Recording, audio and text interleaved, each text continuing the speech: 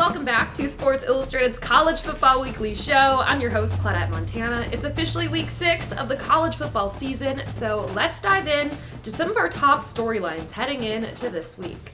It was an all-time classic in Tuscaloosa on Saturday night as Alabama defeated Georgia 41-34. It was Kalen DeBoer's first SEC win, and Jalen Milroe's stellar 4-touchdown performance moved him to the top of the Heisman conversation. Number 9 ranked Missouri will have a major test this weekend when they head down to College Station to face number 25 ranked Texas A&M. The Aggies' only loss so far this season was in week 1 against Notre Dame, while Missouri is 4-0 on the season.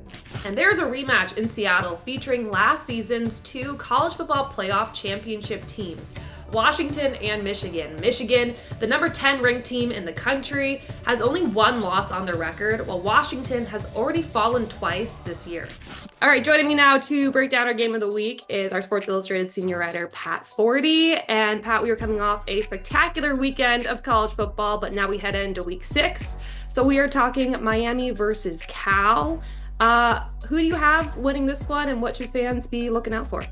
Yeah, the battle of longtime ACC rivals here, Claudette. This is really actually the strangest ACC game in history, with the Bay Area schools now in the league, and Berkeley being the site of game day for this game for the first time ever. So a lot of curiosity. Cal's gotten off to a better start than expected. 3-1, got the win at Auburn. That's kind of put a shine on their season.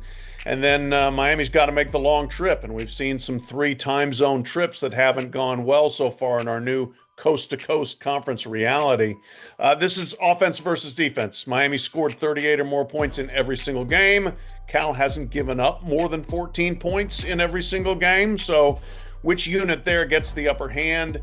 And can the Bears slow down Cam Ward in that very prolific attack for the Hurricanes? Yeah, you mentioned Cam Ward, and he's been kind of a Heisman frontrunner, right, all season long. And then after the Alabama-Georgia game, Jalen Milroe has kind of stepped in to that top spot. How do you see the Heisman race playing out right now? It's obviously still very early. Yeah, it's early, but it's really interesting, I think, this year, because we've got, in my opinion, four guys and maybe 3 that are a little bit ahead of Cam Ward.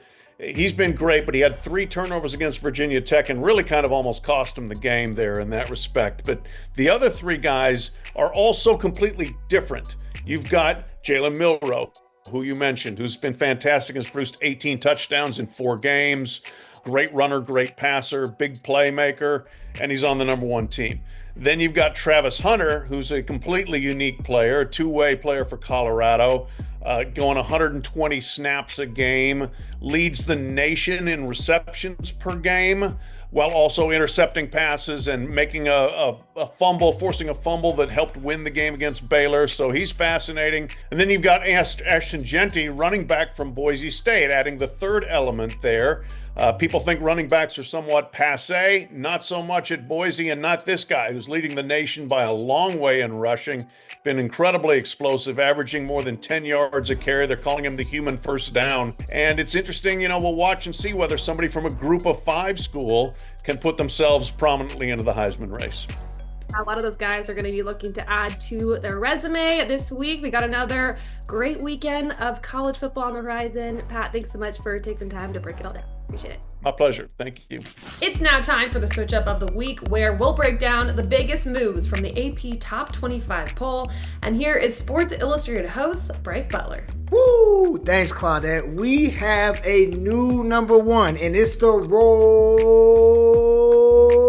Tide, baby. The Crimson Tide held off the UGA Bulldogs 41-34 in a big win in Tuscaloosa. It was up and down. It looked like a lopsided game in the first half. Second half, it was a great game. Jalen Milroe did enough to get the W against the UGA Bulldogs. So they jumped from number 4 all the way up to number 1, moving Texas out of that number 1 spot because that's a big SEC win. And Georgia goes all the way from 2 to 5 in this week's AP Top 25. You guys know very well the Big 12 is always about a big upset on the loom, and this week it was Utah. Utah rarely loses at home, and they lost to the Arizona Wildcats, making them go from the 10th spot all the way back to 18th, being this week's largest faller in the polls.